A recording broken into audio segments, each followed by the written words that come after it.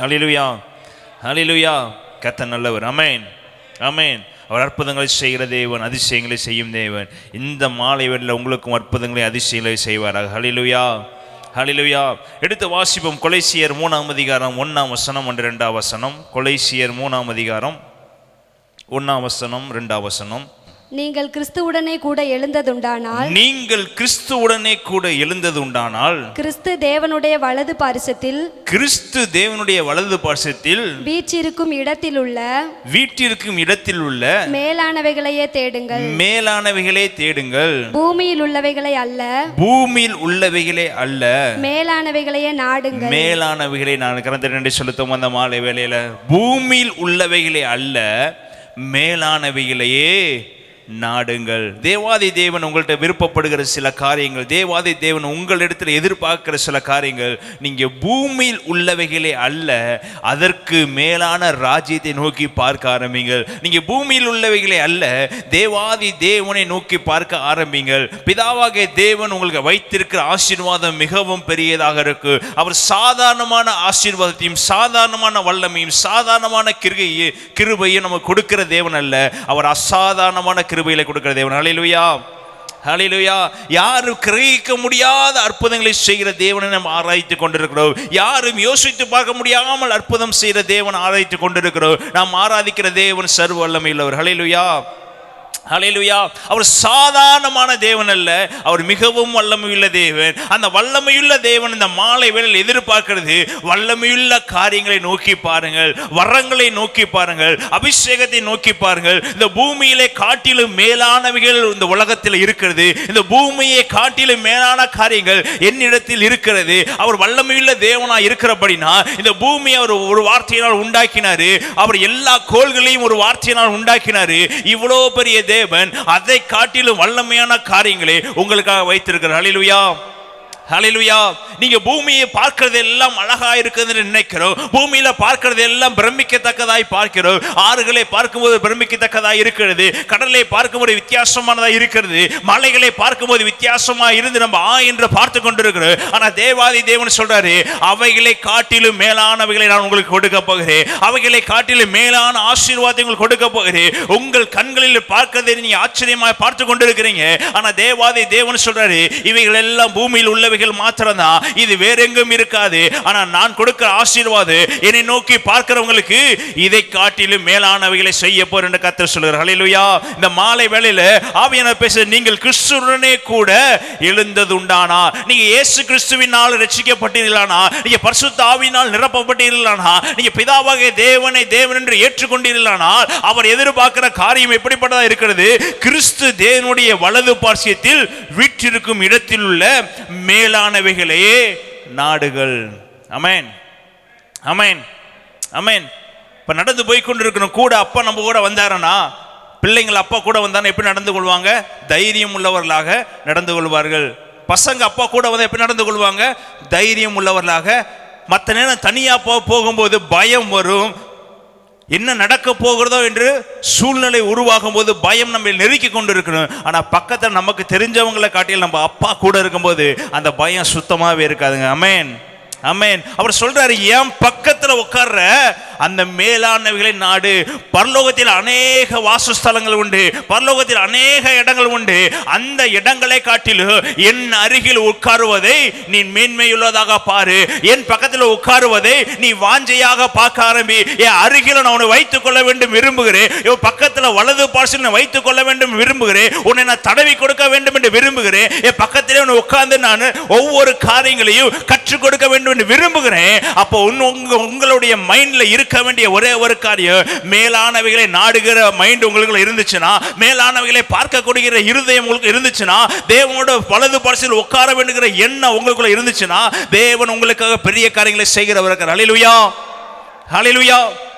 இப்போ நான் ஸ்டேஜில் நின்று கொண்டு இருக்கிறேன், நீங்கள் கீழே உட்காந்து கொண்டு இருக்கிறீங்க. இப்போ உங்களுக்கு ஒரு எண்ணம் வரும், இந்த ஸ்டேஜில் நம்ம நின்றுதா எப்படி இருக்கு, இந்த ஸ்டேஜில் நம்ம மைக்கு பிடிச்சா எப்படி இருக்கு, நம்ம பேசுனா எப்படி இருக்கு, இல்லை சகோதரர் பக்கத்தில் நின்னா எப்படி இருக்குன்னு ஒரு கற்பனை உங்களுக்கு இருக்கு. ஆனால் நீங்கள் இந்த சபையில் ஒரு மூலையில் உட்கார்ந்து கொண்டு இருக்கலாம். இதே போல தான் பரலோகம் இருக்கிறது. பரலோகத்தில் அநேக இடங்கள் இருக்கிறது. நீங்கள் முதல் வரிசையில் உட்கார்ந்து இருக்கிறீங்களா, இல்லை இரண்டாம் வரிசையில் உட்கார்ந்து இருக்கிறீங்களா, இல்லை கடைசி வரிசையில் உட்கார்ந்து இருக்கிறீங்களா, இல்லை நீங்கள் ஆராதிக்கிற தேவன் பக்கத்தில் இருந்து அவர் மடியில் தவழ்ந்து கொண்டு இருக்கிறார் என்பது முக்கியம். பிரியமானவர்களே, நாம் 10 ஒருவராய் இல்லாமல் அந்த ஒருவர் நமக்காக ரத்தம் சிந்தினவர் உங்களை அருகில் வைத்து பாதுகாக்க தேவன் விரும்புகிறார். ஹல்லேலூயா, ஹல்லேலூயா. அவர் சொல்றாரு, என் கூடவே நீ எழுந்திருந்தேனா, என் கூடவே நீ படுத்திருந்தேனா, என் கூடவே நீ சஞ்சரித்திருந்தேனா, என் கூடவே நீ ஜெபித்து கொண்டிருந்தா, என் கூடவே நீ வாசஸ்தலத்தில் என் கூடவே இருந்தேனா, நீ எப்படிப்பட்ட மைண்ட் உனக்குள்ள இருக்கும்னா மேலானவைகளை நடக்கூடிய மைண்ட் உங்களுக்குள்ள இருக்கும். ஆமென்.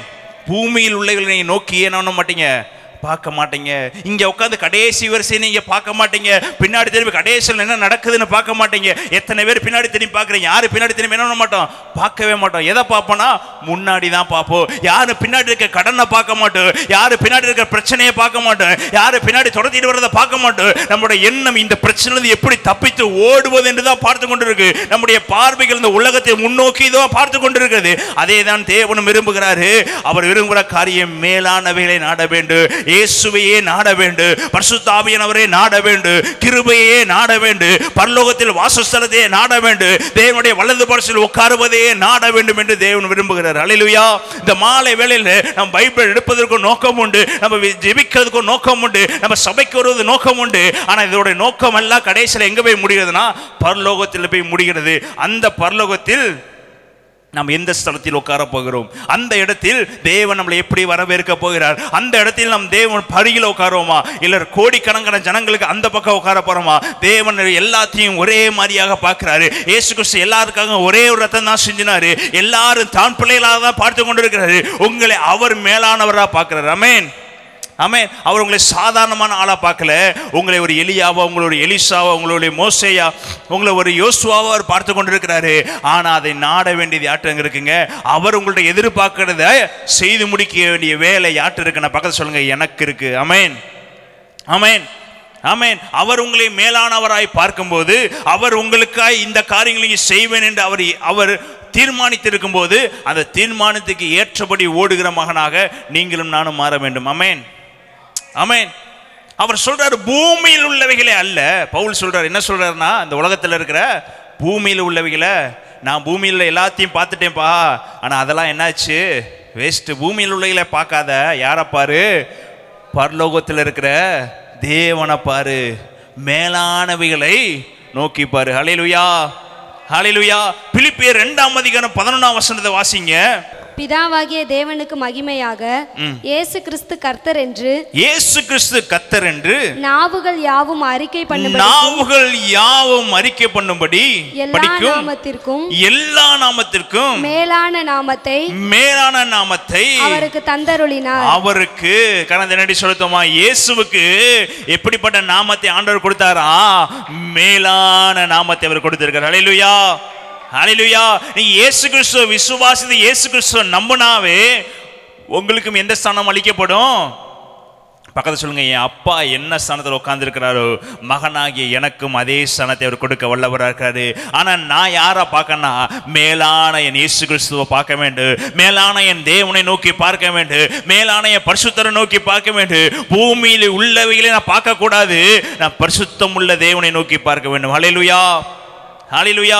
எனக்கு உலகத்தில் அதை வாங்கணும், இதை வாங்கணும், இப்படி ஓடணும், அப்படி ஓடணும், அடுத்த வருஷத்தில் இவ்வளோ கோடி சொன்னாங்க, அடுத்த வருஷம் இந்த இப்படி நடக்கணும், அந்த திங்கிங்லாம் எடுத்து போட்டு ஆண்டவரை பார்த்தீங்கன்னா அவர்களை காட்டிலும் மேலானவர்களை செய்ய அவர் வல்லமையுள்ள தேவனாக இருக்கார். ஹல்லேலூயா, ஹல்லேலூயா. இந்த உலகத்தை உருவாக்கினருக்கும் கடன்களை மாற்ற ஒரு நிமிஷம் போதாது பிரியமானவர்களே. இந்த உலகத்தை அவர் உருவாக்கினவர், உலகத்தில் இருக்கிற எல்லா ஐஸ்வர்யத்தையும் அவர் உண்டாக்கினவர், இந்த உலகத்தில் இருக்கிற எல்லா மலைகளையும் உண்டாக்கினவர், இந்த உலகத்தில் இருக்கிற எல்லா மேடுகளையும் உண்டாக்கினவர், எல்லா பள்ளத்தாக்களையும் உண்டாக்கினவருக்கு உங்க பிரச்சனையை மாற்றி போட ஒரு நிமிடம் போது, உங்க போராட்டத்தை மாற்றி போட ஒரு நிமிடம் போது, உங்க வாழ்க்கையை தலைகளாக மாற்றி போட என் தேவாதி தேவனுக்கு ஒரு நிமிடம் போது, எப்பேற்பட்ட ஆளையும் உயர்த்தி உயர்த்தி மேன்மையாய் நிப்பாட்ட என் தேவனால் முடியும். ஹல்லேலூயா, ஹல்லேலூயா. அவர் நினைச்சான உங்க வாழ்க்கையை தலைகளாக மாற்றி மேலான காரியத்தில் கொண்டு போக முடியும். அதற்கு தகுதி உள்ளவர்களாக மாறும்படி அவர் மேல் நம்ம வாஞ்சியுள்ளவராக இருக்க வேண்டும். ஆமென், ஆமென். கர்த்தர் மேல் வாஞ்சியுள்ளவராக இருக்கும்போது, கர்த்தரையே நம்பி இருக்கும்போது, அவர் அற்புதம் செய்கிறவர், அவர் உங்களை உயர்த்தி வைக்கிறவர், அவர் உங்களை மேன்மைப்படுத்துகிற தேவன், அவர் உங்களை உயர்த்தி அழகு பார்க்கிற தேவனா இருக்கிறாரு. அவர் பரிசுத்தம் உள்ள தேவன். ஹல்லேலூயா.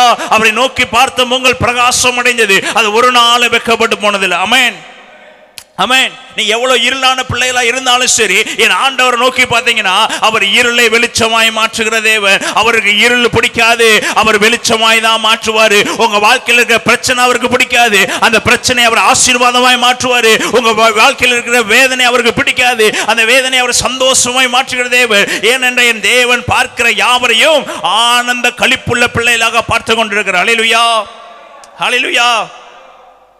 அவர் அப்படி பார்வையில் நம்ம பார்த்து கொண்டிருக்கிறோம். நாம் தேவனை எப்படி பார்த்து கொண்டிருக்கிறோம்? சாதாரணமான ஒருவரை பார்த்து கொண்டிருக்கிறோம். ஒரு காரியம் ஜெபித்தால் அது நடக்காவிட்டால் தேவனை அற்பமாய் பார்த்து கொண்டிருக்கிறோம். அவரை நம்பி இருக்கிறேன் ஆனால் செய்யவில்லை என்று பேசி கொண்டிருக்கிறோம். அவரையே நான் நம்பி இருக்கிறோங்க, ஆனால் எங்கள் வாழ்க்கையில் பெருசாக ஒன்றும் நடக்கலைங்க. இயேசு ஆலயத்துக்கு போனேன், ஏன் போனேன், எங்கிட்டாவது பரலோகத்தில் ஒரு மூளை கிடைச்சிடாதா, ஏதாவது ஒரு ஓரத்தில் நம்ம போய் பரலோகத்தில் இருந்துடலாமா? நம்ம வாழ்க்கையில் எது எல்லாத்தையும் பார்த்துட்டு ஒன்று நடக்க கடைசியாக போய் சபைக்கு போயாவது நிம்மதியை தேடலாம் என்று பார்த்து கொண்டிருக்கிறோம். இயேசு கிறிஸ்து நிம்மதி தருவாருங்க, இல்லை என்று சொல்ல. நிம்மதிக்காக நம்ம ஆலயத்துக்கு வரக்கூடாது. ஆண்டவராக இயேசுவை நம்ம வீட்டுக்கு கூட்டிட்டு போறவராக ஆலயத்துக்கு வர வேண்டும். இயேசு நம்மளோட வசிக்கிறவராக நம்ம ஆலயத்துக்கு வர வேண்டும். பிரியமானவர்களே, இயேசு ஒரு மூலையில வைத்துக் கொள்ள கூடாது. இயேசுவை ஏற்றுக்கொண்டு ஒரு நிம்மதிக்காக நம்ம இயேசுவை பார்க்க கூடாது. அந்த நிம்மதியை உருவாக்கினவர் இயேசு கிறிஸ்து தாங்க. அந்த வாழ்க்கையை உண்டாக்கினவர் இயேசு கிறிஸ்து தாங்க. அவர் நம்ம கூட வைத்துக் கொள்ள வேண்டும் என்ற எண்ணம் வர வேண்டும். ஆமென், ஆமென், ஆமென். நிம்மதி நம்மளை பரலோகத்துக்கு கூட்டிட்டு போகாது, சமாதானம் நம்மளை பரலோகத்துக்குள்ள கூட்டு போகாது, பிரச்சனை நம்மளை பரலோகத்துக்குள்ள கூட்டு போகாது. இயேசு மாத்திரம் நம்மளை பரலோகத்துக்குள்ள கூட்டிட்டு போக முடியும். இயேசு கிறிஸ்து வசித்தா மாத்திரம் நம்ம பரலோகத்துக்குள்ள போக முடியும். இயேசு கிறிஸ்து நம்ம இருதயத்தில் இருந்தா மாத்திரம் தான் பரலோகத்துக்குள்ள போக முடியும். பொய்யான பேச்சு பரலோகத்துக்குள்ள போகாது, குறை சொல்வது பரலோகத்துக்குள்ள கூட்டிட்டு போகாது. இயேசு வந்தால் மாத்திரம் தான் உங்கள் வாழ்க்கையில விடுவு. பிரியமானவர்களே, இயேசு வந்தால் மாத்திரம் தான் உங்க வாழ்க்கையில ரட்சிப்பு. பிரியமானவர்களே, இயேசுவை ஏற்றுக்கொண்டா மாத்திரம் தான் உங்க வாழ்க்கையில மேன்மையான காரியங்கள் நடக்கு. அந்த மேலானவர் எப்போ உங்க இருதயத்துக்குள்ள வர்றாரு, அந்த மேலானவர் எப்ப நீங்க நாடுறீங்களோ, தேவன் சொல்வாரு, வலது பார்சது உங்களுக்கு அவர் இடத்தை உண்டு பண்ணுகிற தேவனா இருக்காரு. ஹல்லேலூயா, ஹல்லேலூயா, ஹல்லேலூயா. குடும்பமாய் சபைக்கு வருகிறோமே, குடும்பமாய் சபைக்கு வரும்போது யாரை தேடி வருகிறோம்? அவரோட திரும்ப வீட்டுக்கு போறோமா? யாரை தேடி வருகிறோமோ அவரை கூட்டிட்டு போகமா? உள்ள வரும்போது மனைவியை கூட்டிட்டு போறோம், வெளியே போகும்போது மனைவியை கூட்டிட்டு போறோம். ஆனா உள்ள கூப்பிட வந்தவரை கூட்டிட்டு வீட்டுக்கு போறோமா? யார் நம்மளோட வசிக்க வேண்டும், யார் நம்மளோட தங்க வேண்டும், யாரை நம்ம மேலானவர்களாய் பார்க்க வேண்டும். இந்த கடைசி காலத்துல ஓடிக்கொண்டிருக்கிறோம். மேலானவர்களை தேடுகிறவரை, மேலானவர்களை பார்க்கிறவரை தேவன் ஆசீர்வதிக்கிறவரா இருக்கிறாரு, தேவன் மகிமைப்படுத்துகிறவரா இருக்கிறார். ஹல்லேலூயா, ஹல்லேலூயா. வாழ்க்கையில மேலான அபிஷேகத்தை நாட வேண்டும். பவுல் சொல்றாரு, தீர்க்க தரிசன வரத்தை நாடுங்கள், ஞானத்தை நாடுங்கள், அற்புத வரங்களை நாடுங்கள், அன்பை நாடுங்கள், ஞானத்தை நாடுங்கள். அவர் சொல்ற ஒரே ஒரு வார்த்தை, தேவன் கொடுக்கிற வரங்களை நாடுங்கள். அவர் மேலான காரியங்களை செய்கிறவர், அவர் அற்புதம் செய்கிறவர். ஹல்லேலூயா. வரங்கள் வாழ்க்கையில வந்தாவே தேவன் உங்களோட தங்கி இருக்கார் என்ற அர்த்தம். பிரியமானவர்களே, அவர் உங்களோட கூட இடைப்பட்டு கொண்டிருப்பார். ஏன்னா வரங்கள் கிருபைகள் அவரோட பேசிக்கொண்டே இருக்கு. அந்நிய பாஷை வரத்தை நாடுங்கள். அந்நிய பாஷை பேசுகிறவர் இயேசுவோடு பேசிக்கொண்டிருக்கிற அடுத்து, அந்நிய பாஷையை பேசுகிறவர் ரகசியத்தை பேசிக்கொண்டிருக்கிற அடுத்து, இரவு பகலும் தேவன் ஆராய்ந்து கொண்டிருக்கிற அர்த்தம். ஹல்லேலூயா, ஹல்லேலூயா. நாம் எதை நாடிக்கொண்டிருக்கிறோம்? ஆரம்ப காலத்தில் அந்நிய பாஷை பேசினோமே, அந்த அந்நிய பாஷை நம்மளுடைய வாழ்க்கையில புதிதாக மாறி இருக்கிறதா? புதிதான அபிஷேகத்தை பெற்றுக் கொண்டிருக்கிறோமா, இல்ல பழைய அபிஷேகத்தோடு ஓடிக்கொண்டிருக்கிறோமா? ஆரம்ப காலத்தில் இயேசுவை ஏற்றுக்கொள்ளும் போது நம்முடைய வைராக்கியமும், ஆரம்ப காலத்தில் நம்ம ஏற்றுக்கொள்ளும் போது நமக்குள்ள இருந்த ஆர்வமும் இன்று இருக்கிறதா என்று பார்த்தா அநேகருடைய வாழ்க்கையில் இல்லாமல் இருக்கு. பிரியமானவர்களே, ஆனா தேவன் சொல்றாரு, நான் நேற்றும் இன்றும் என்றும் மாறாதவர். ஹல்லேலூயா, ஹல்லேலூயா.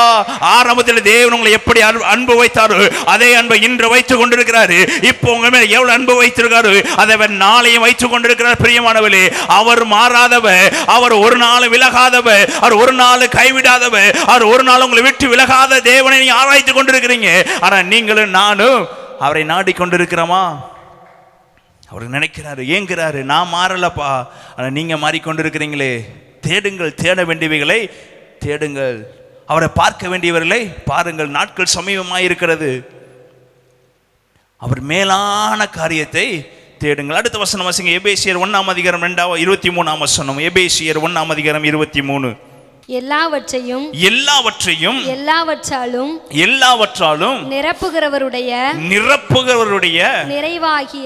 நிறைவாகிய சரீரமான சபைக்கு அவரை எல்லாவற்றிற்கும் மேலான தலையாக தந்தருளினார். ஹல்லேலூயா, ஹல்லேலூயா. சத்தமா வாசிங்க.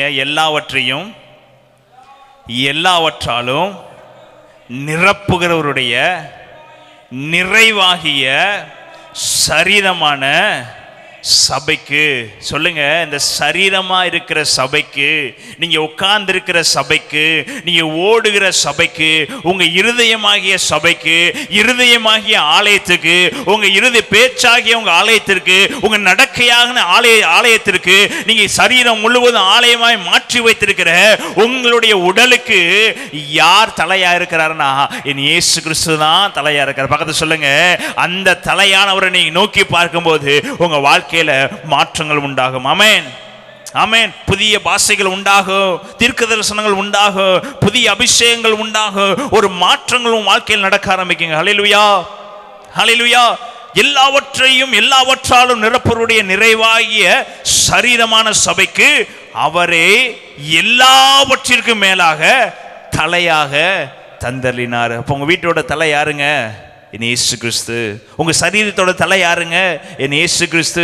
நான் பேசுறதுக்கு என்னோட பேச்சோட தலை யாருங்க? இயேசு கிறிஸ்து. நான் சிந்திக்கிறதுக்கான தலை யாருங்க? இயேசு கிறிஸ்து. என் மூளை யாருங்க? இயேசு கிறிஸ்து. அதுதாங்க மேலானதை தேடுங்க. அந்த நடி சொல்லுத்தோமா, நீ எப்படி தேடுறீங்கன்னா எல்லாவற்றுக்கும் இயேசு கிறிஸ்து தாங்க காரணம். நான் காலையில எழும்போது அதெல்லாம் காரணம், நான் பேசுவதற்கு அவதான் காரணம், நான் குளிப்பதற்கு, நான் ரெஸ்ட் ரூம் போறதுக்கு, என் உடல் கை கால்கள் இயங்குவதற்கு என் தலையாகிய இயேசுவே காரணம். அவர் இல்லாமல் என் வாழ்க்கையில ஒன்றுமே இல்லைங்க. அவர் பக்கத்துல சொல்லுங்க, அவரையே தேடுங்க. ஹல்லேலூயா, ஹல்லேலூயா. இந்த உலகத்துல எவ்வளவு பேர் சரீர பலவீனத்தோடு இருக்கிறாங்க, எவ்வளவு பேர் நடக்க முடியாம இருக்கிறாங்க, எவ்வளவு பேர் பேச முடியாம இருக்கிறாங்க. ஆனா உங்களையும் என்னையும் தெரிந்து கொண்டு எல்லாவற்றாலும் நம்மளை நிரப்பி இருக்க தேவனா இருக்கிறார் அல்லவா, அவரையே நோக்கி பாருங்க. அவர் உங்க வாழ்க்கையில எப்பொழுதும் நிலைத்திருக்கிற தேவனா இருக்கிறார். ஆமென், ஆமென். நீங்க உன்னதமான தேவனை ஆராதிக்கிறீங்க. ஹல்லேலூயா, ஹல்லேலூயா. இதுக்கு ஒரு பெஸ்ட் எக்ஸாம்பிள் நம்ம தாவீது சொல்லுவார். எடுத்து வாசிப்போம். சங்கீதம் 105:4. கர்த்தரையும் அவர் வல்லமையும் நாடுங்கள், அவர் சமூகத்தை நித்தமும் தேடுங்கள். ஹல்லேலூயா, ஹல்லேலூயா. சங்கீதக்காரர் சொல்லுற ஒரே ஒரு வார்த்தை, கர்த்தரையும் அவர் வல்லமையும் நாடுங்கள். அது இல்லாம வாழ்க்கையில ஒண்ணுமே இல்லை. வனாந்தரத்தில் ஆடுகள் மேய்ச்சி கொண்டிருந்தவன், எல்லாராலும் புறக்கணிக்கப்பட்டவன், சகோதரனால் புறக்கணிக்கப்பட்டவன், தகப்பனால் புறக்கணிக்கப்பட்டவன், தாயால் புறக்கணிக்கப்பட்டவன், சவுலால் புறக்கணிக்கப்பட்டவன், கோலியாத்தால் புறக்கணிக்கப்பட்டவன், இருக்கிற மனைவிகளால் புறக்கணிக்கப்பட்டவன், எல்லாத்தாலும் புறக்கணிக்கப்பட்டவனுக்கு ஒன்றே ஒன்று அவனை தேற்றினதுனா தேவனுடைய வல்லமையு, தேவனுடைய கிருபையு, தேவனுடைய சமூகமு. தேவன் அவனை நித்தமும் நடத்தி மகா வறட்சியான காலங்களிலே அவனுடைய எலும்புகளை நிறமுள்ளதாக்கி எத்தனையோ பேர் அவனை நெருக்க வந்த போது மரண இருளின் பள்ளத்தாக்கில் நடந்தாலும் பொல்லாப்புக்கு பயப்படாமல் ஒருவர் நடத்தினார் அல்லவா. அவர் தாங்க ராஜாதி ராஜா, தேவாதி தேவ, யூதகோத்தின் ராஜசிங்கம். யார் கூட நடந்து வந்தாருன்னா தாவீதோட நடந்து வந்தபடினாலதான். யார் என்னை ஒதுக்கினாலும் என் கூட மேலானவர் என் கூட இருக்கிறாரு, யார் என்னை ஒதுக்கினாலும் மேலானவர் கூட இருக்கிறாரு. மரணத்துக்கும் எனக்கும் ஒரு அடி தூரமா இருந்தாலும் இந்த மேலான தேவனை பாதுகாத்தார் என்று சொல்லி தாவீது சொல்கிறாரு. நான் எல்லாராலும் கைவிடப்பட்டாலும், யாருனே ஒதுக்கினாலும் கர்த்தரையும் அவர் வல்லமையும் எப்படி இருப்பேன்? நாடிக்கொண்டே இருப்பேன். ஹல்லேலூயா. அவர் வல்லமையை நாடிக்கொண்டே இருப்பேன், அவர் சமூகத்தை நித்தமும் தேடிக்கொண்டே இருப்பேன். ஏன்னா அவர் தான் என்னை ராஜாவை உட்கார பண்ணாரு, அவர் தான் என்னை நடத்தினாரு, அவர் தான் நீதியின் பாதையில கொண்டு வந்தாரு, அவர் தான் என்னை மகிமைப்படுத்துகிற தேவனா இருக்காரு. ஹல்லேலூயா, ஹல்லேலூயா. தேடுகிறவர்களை அவர் விட்டு விடுகிறவர் அல்ல, தேடுகிறவர்களுக்கு அவர் காட்சி அளிக்கிற தேவனா இருக்கிறார். ஆமென், ஆமென். பவுல் சொல்லுகிற வசனங்களை வாசிப்போம். 1 கொரிந்தியர் 14:12 எடுத்துக்கொள்வோம். 1 கொரிந்தியர் 14:39 எடுத்துக்கொள்வோம்.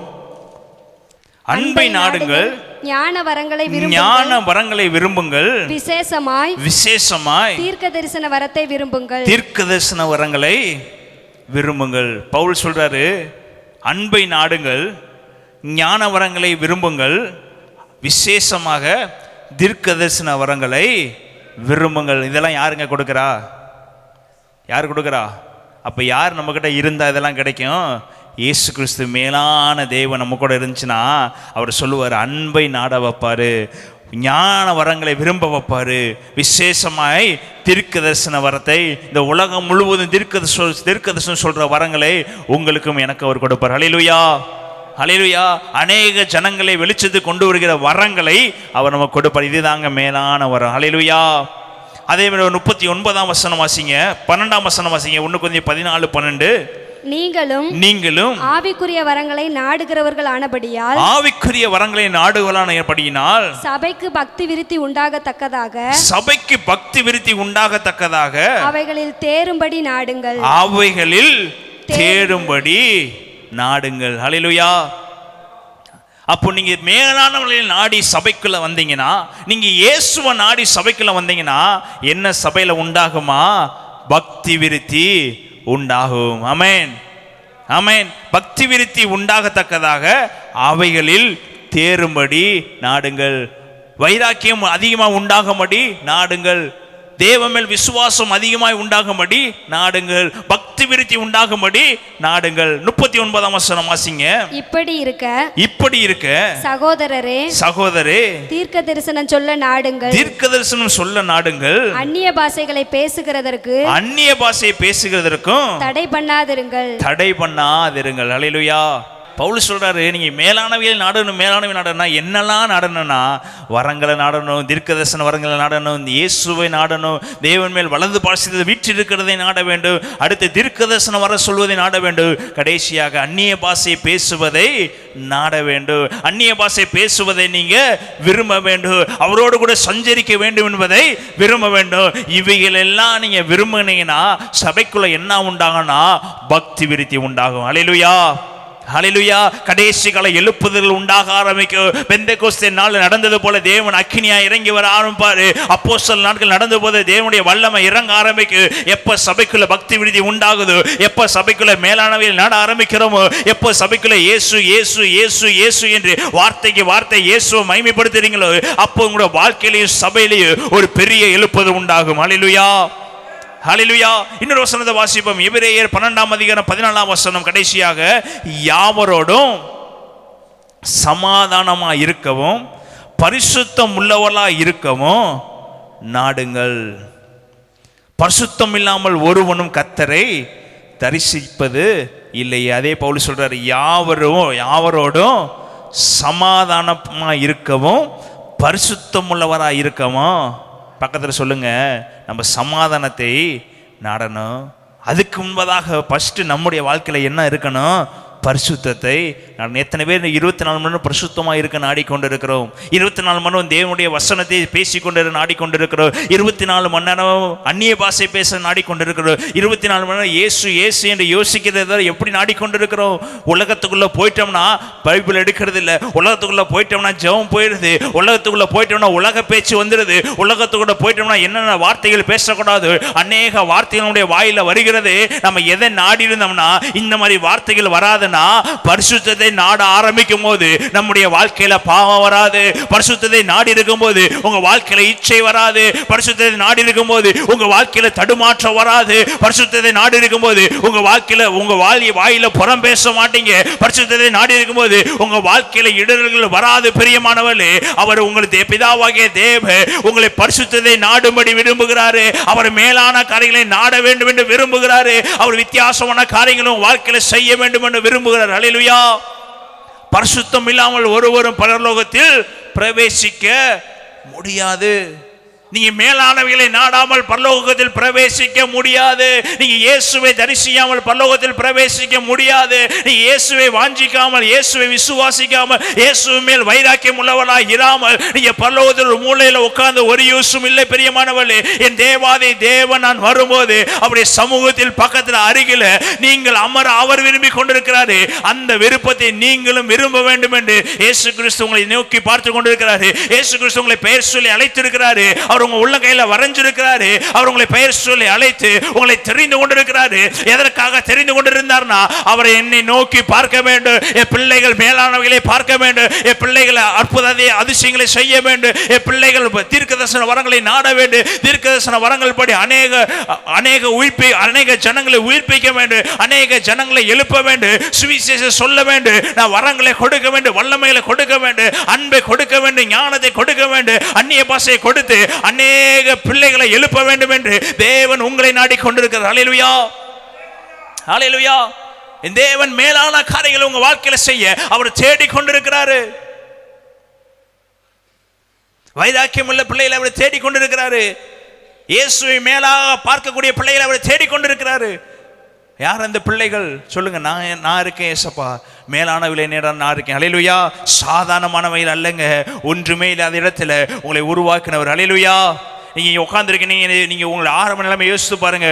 ஒன்றுமே இல்லாம வந்தவங்களை தேவன் அழகுபடுத்தி, ஒன்றுமே இல்லாத உங்களை தேவன் சிறப்படுத்தி, எல்லாராலும் புறக்கணிக்கப்பட்ட உங்களை எல்லா ஜனங்களாலையும் மதிக்கத்தக்கதாக இங்க கொண்டு வந்து உட்கார பண்ணிருக்கிறார்ல. ஒருவேளை 15 வருஷத்துக்கு முன்னாடி உங்க நிலைமையை யோசித்து பாருங்க, 10 வருஷத்துக்கு முன்னாடி உங்க நிலைமையை யோசித்து பாருங்க. எப்பயோ உங்களை உலகம் ஒதுக்கி இருக்கு, எப்பயோ உங்க உலகம் உங்களை சீன் தூக்கி போட்டிருக்கு. ஆனா எல்லா இடத்திலும் உங்க தேவன் நடத்தி வந்தார் அல்லவா. அந்த தேவன் இதுவரை உங்களை தாங்கி கொண்டிருக்கிறாரு, இதுவரை தூக்கி கொண்டிருக்கிறாரு, இதுவரை சுமந்து கொண்டிருக்கிறாரு. நாம் தேவனுக்காக என்ன செய்து கொண்டிருக்கோம்? சொல்ற என்னை தேடுங்க. ஹல்லேலூயா. பரிசுத்தத்தை நாடுங்க. அவர் விரும்புகிற பரிசுத்தத்தை நாடுங்க, அந்நிய பாஷையை நாடுங்க. சும்மா தீர்க்கதரிசன வார்த்தை கேட்க விரும்பாதீங்க, நீங்க தீர்க்கதரிசனம் சொல்ல விரும்புங்க. அநேகருக்கு தீர்க்கதரிசனம் சொல்லுங்க, வாஞ்சியை உண்டாக்குங்க. கேளுங்க, அப்பொழுது உங்களுக்கு கொடுக்கப்படும். தட்டுங்கள், அப்பொழுது உங்களுக்கு. எத்தனை பேர் வாயை திறந்து கேட்டிருக்கோம், ஏசப்பாயை நிரப்புங்க, நிரப்புங்க, என்னை கிருபையால் நிரப்புங்க, வரங்கள் நிரப்புங்க. சபைக்கு வரும்போது ஏசப்பா நிரப்ப வேண்டும் என்று நினைக்கணும், ஏசப்பா தொட வேண்டும் என்று நினைக்கணும், அவர் அபிஷேகத்தில் நம்ம துள்ளி குதித்து ஓட வேண்டும் என்று நினைக்கணும். அந்த நினைப்பு சபையோட முடிந்து விடுகிறதா, இல்ல அந்த நினைப்பு வீடு வரையும் வருகிறதா? அந்த நினைப்பு எப்பொழுதும் இருந்து கொண்டிருந்தா பரிசுத்த ஆவியானவர் 24 மணி நேரம் நிரப்பி கொண்டிருப்பாரு. அந்த நிரப்புதலுடைய முடிவு வரங்களை கொடுத்து, வல்லமைகளை கொடுத்து, பிணியாளிகளை சுகமாக்கக்கூடிய கிருபைகளை கொடுத்து உங்களை ஆசீர்வதிப்பார். ஹல்லேலூயா, ஹல்லேலூயா. அப்படிப்பட்ட தேவனை நீங்க ஆராய்ச்சி கொண்டிருக்கிறீங்க. எடுத்து வாசிப்போம். ஆதியாகமம் 12ஆம் அதிகாரம் 1ஆம் வசனம். எல்லாத்துக்கும் மனப்பாடமா தெரிஞ்ச வசனம். ஆதியாகமம் 12ஆம் அதிகாரம் 1ஆம் வசனம். கர்த்தர் ஆபிராமை நோக்கி நீ உன் தேசத்தையும் உன் இனத்தையும் உன் தகப்பனுடைய வீட்டையும் விட்டு புறப்பட்டு நான் உனக்கு காண்பிக்கும் தேசத்துக்கு போ. நான் உன்னை பெரிய ஜாதியாக்கி உன்னை ஆசீர்வதித்து உன் பேரை பெருமைப்படுத்துவேன். நீ ஆசீர்வாதமாய் இருப்பாய். உன்னை ஆசீர்வதிக்கிறவர்களை ஆசீர்வதிப்பேன். உன்னை சபிக்கிறவனை சபிப்பேன். பூமியில் உள்ள வம்சங்கள் எல்லாம் உனக்குள் ஆசீர்வதிக்கப்படும் என்று சொன்னார். கர்த்தர் ஆபிராமுக்கு சொன்னபடியே அவன் புறப்பட்டு போனான். லோத்தும் அவனோட கூட போனான். ஆபிராம் ஆரானை விட்டு புறப்பட்ட போது 75 வயதுள்ளவனாய் சொல்லுங்க. 75. இப்ப ஆபிரகாம் சாதாரண ஒன்றை நாடி பார்க்கிறாரா, இல்ல மேலானவைகளை நாடி போறாராங்க? சொல்லுங்க. ஒரு சத்தம் உண்டாகுது. அந்த சத்தம் சொல்லுகிறது, நானே கர்த்தர், நான் காண்பிக்கும் தேசத்துக்கு போ, உன் சந்ததியை நான் பெருக பண்ணுவேன், உன்னை வானத்து நட்சத்திரத்தை போல பெருக பண்ணுவேன், உன்னை ஆசீர்வதிக்கிறவங்களை நான் ஆசீர்வதிப்பேன், உன்னை சபிக்கிறவங்களை சபிப்பேன். ஒரு வார்த்தை உண்டாகுது. உங்களுக்கு எனக்கு வார்த்தை உண்டானா எல்லாத்தையும் தூக்கி போட்டு போயிடுவோமா? ஆபிரகாம் ஒரு வார்த்தை உண்டாகுது, நான் காண்பிக்கும் தேசத்துக்கு, உன் தேசத்தையும் உன் இனத்தையும் உன் தகப்பனுடைய வீட்டையும் விட்டு புறப்பட்டு நான் காண்பிக்கும் தேசத்துக்கு. அப்ப நீ எல்லாத்தையும் என்ன பண்ணணும்? ஃபர்ஸ்ட் சொல்லுங்க. எல்லாத்தையும் விட்டுட்டு, ஒரு ஆசீர்வாதம் வேண்டும்னா, ஒரு அற்புதம் அடையாளங்கள் நம்ம வாழ்க்கையில் நடக்கணும்னா, நம்ம வாழ்க்கையில் ஒரு மாற்றம் உண்டாகணும்னா விட வேண்டியதை விடணும். ஹல்லேலூயா. பரிசுத்தத்துக்கு நேரா போகணும்னா உங்க வாழ்க்கையில் இருக்கிற பாவங்களை நீங்க விட்டுத்தான் ஆகணும். தேவன் உங்களை நிரப்ப வேண்டும் என்றா உங்க வாழ்க்கையில இருக்க சுயத்தை நீங்க மாத்தித்தான் ஆக வேண்டும். உங்க வாழ்க்கையில இருக்க சில பாவங்களை நீங்க மாத்தித்தான் ஆக வேண்டும். உங்க வாழ்க்கையில சீர்படுத்த வேண்டிய விஷயத்தை சீர்படுத்தி தான் ஆக வேண்டும். அதெல்லாம் படுத்தாமல் இயேசுவை நிரப்ப வேண்டும் என்று சொன்னா அவர் நிரப்புவாரு. அது இந்த நிரப்புதல் எப்படி இருக்கும்னா இம்மைக்கான நிரப்புதலா இருக்கு. சபைக்குள்ள வருவீங்க, நிரப்பப்படுவீங்க, வீட்டுக்குள்ள போனீங்கன்னா என்ன வந்துடும்? பாவம் உங்களை மறுபடியும் மேற்கொள்ளும். தேவன் உங்களை நிரப்புறாரா? அந்த நிரப்புதல் அடுத்த வாரம் ஞாயிற்றுக்கிழமை வருகிறவனே இருக்கிறதா? இல்லை ஒவ்வொரு வாரம் நிரப்புகிறது வீட்டுக்கு போகும்போதே இறங்கிறதா? அவர் சொல்றாரு, ஆபிரகாம் சொல்றாரு, நான் காண்பிக்கும் தேசத்துக்கு போ, உன் தேசத்தையும் உன் இனத்தையும் உன் ஜனத்தையும் உன் தகப்பன் வீட்டையும் விட்டுட்டு. ஆபிரகாமுக்கு என்ன தோணிருக்கும்? அவர் சொல்றாரு, வார்த்தை தான் உண்டாகுது. அவர் காட்சி அளிக்கல, வார்த்தை உண்டாகுது. உன்னை நான் ஆசீர்வதிக்கவே ஏசப்பா அப்படி சொல்லுவார், உன்னை மேலானவைகளையே காண்பிப்பேன், உன்னை உயர்த்துவேன், உன்னை மகிமைப்படுத்துவேன், உன்னை வலது பரிசில் உட்கார வைக்கவே நான் விரும்புகிறேன். இதற்காக நீ விட வேண்டியதை விட்டுட்டு, கத்தரிக்கப்பட வேண்டியதை கத்தரிச்சுட்டு, தூக்கி போட வேண்டியங்களை தூக்கி போட்டு, உன் வாழ்க்கையில் இருக்கிற மாம்ச இச்சைகள்லாம் தூக்கி போட்டு, மாம்ச கோபங்கள்லாம் தூக்கி போட்டு, மாம்ச வெறுப்புகள்லாம் தூக்கி போட்டு என்னை நோக்கி பார்ப்பையா என்று சொல்லி அவர் உங்களை பார்த்து கொண்டிருக்கிறார். ஹல்லேலூயா. உடனே ஆபிரகாம் என்ன பண்ணிட்டாரு? எல்லாத்தையும் தூக்கி போட்டு கர்த்தர் ஆபிரகாமுக்கு சொன்னபடியே அவன் புறப்பட்டு இப்போ நல்லா தெரிஞ்சுக்கொள்ளுங்க, ஒன்றுமே இல்லாதவனுக்கு ஒரு சத்தம் கேட்டா, சரி இதுவரையும் நம்ம வாழ்க்கையில் தோல்வி, இந்த சத்தத்தை கேட்டு போகலான்னு ஒரு நம்பிக்கை உண்டாகும். எல்லாமே இருக்கிறவர்கிட்ட போய் நீ தூக்கி போட்டு வான்னு சொன்னால் என்ன பண்ண மாட்டோம்? தூக்கி போட்டு. உண்மை தானே? ஒரு மனிதன் இயேசுகிட்ட வருகிறான், நான் நித்திய ஜீவனை அடைந்து கொள்வதற்கு என்ன செய்ய வேண்டும்? நல்ல போதகரே, நான் நித்திய ஜீவனை அடைந்து கொள்வதற்கு அவனுக்கு ஆசை இருக்கிறது, மேலானவைகளை தேட வேண்டும் என்கிற ஆசை இருக்கிறது, மேலான காரியத்தை பார்க்க வேண்டும் என்கிற ஆசை இருக்கிறது, நித்திய ஜீவனை பெற்றுக்கொள்ள வேண்டும் என்ற ஆசை இருக்கிறது. ஆனால் எதை விட மனதில்லை? ஆஸ்தியை விட மனதில்லை. ஏசப்பா சொல்றாரு, உனக்கு இருக்க எல்லாத்தையும் ஏழைகளுக்கு கொடுத்துட்டு என்னை பின்பற்றி வா, நான் உனக்கு நித்திய ஜீவனை. அப்போ உனக்கு ஆசை இருக்குது, ஆனா விடக்கூடிய மனது இல்லை. ஆனா ஆபிரகாமுக்கு எல்லாமே இருக்குது, ஆனா இயேசுவுக்காக எல்லாத்தையும் விட்டுட்டு போனாங்க. சொல்லுத்தோமா? அவனுக்கு ஆசை இருந்துச்சு, அவனுக்கு மகிமை இருந்துச்சு, அவனுக்கு பணம் இருந்துச்சு, அவனுக்கு எல்லாமே இருந்துச்சு. அவன் சிலை வழிபாடுகள் செய்கிறவன், அவன் சிலைகளை உண்டாக்குறவன். அந்த தேசத்தில் தேராகுடைய மகனாக இருந்த ஆபிரகாம் சகலத்தையும் வல்லவனா இருந்தாரு. அவருக்கு தொழில் இருந்துச்சு, அவர் யாரும் அவரை நம்பி இருக்க தேவையில்லை. அவரே தொழில் செய்து, அவரே அநேகருக்கு வேலைகளை கொடுத்து, அவரே அநேக அந்த ஜனங்களை மேய்ப்பதற்கான தகுதி உள்ளவனாக ஆபிரகாம் இருந்தாரு. ஆனா கர்த்தர் சொன்ன ஒரே ஒரு வார்த்தை, உன் தேசத்தையும் உன் இனத்தையும் விட்டுட்டு நான் காண்பிக்கும் தேசத்துக்கு. அப்படி இங்கே புதிய ஏற்பாட்டில் வைத்துக் கொள்ளுங்க, நீ உனக்குள்ள ஆஸ்தியெல்லாம் விட்டுட்டு என்னை பின்பற்றி. இதில் நீங்கள் யாராக இருக்கோம், நான் யாராக இருக்கேன் சொல்லுங்கள்? நீங்கள் இந்த சூழ்நிலை எல்லாமே இருக்கிறவங்க எதையும் என்ன பண்ணுறாங்க? விட்டுட்டு போக மாட்டாங்க. வழியே இல்லாதவங்க தான் என்ன பண்ணுவாங்க? சரி இதுவரையும் தோல்வியை தழுந்துட்டோம், இதுக்கப்புறம் ஏதோ ஒரு சத்தம் கேட்குது பின்னாடி போவாங்க. ஆமென். அவங்களையும் கர்த்தர் ஆசீர்வதிப்பார். ஆனால் இயேசுவுக்காக நீ ஏதாவது இழந்தேனா அவர் ரெட்டத்தனையாக கொடுத்து ஆசீர்வதிக்கிறது. அவனை கலந்து ரெடி சொல்லித்தோமா? நீ இயேசுவுக்காக எதெல்லாம் இழக்கிறையோ, இயேசுவுக்காக எதெல்லாம் விட்டுட்டு போகிறீங்களோ, இயேசுவுக்காக எதெல்லாம் நீ உன் ஆசை பாசங்களை விடுகிறீங்களோ, அதெல்லாம் அதிகமாக அவர் கூட்டி கொடுத்து உங்களை ஆசீர்வதிக்கிறது. உனக்கு ஹல்லேலூயா, ஹல்லேலூயா.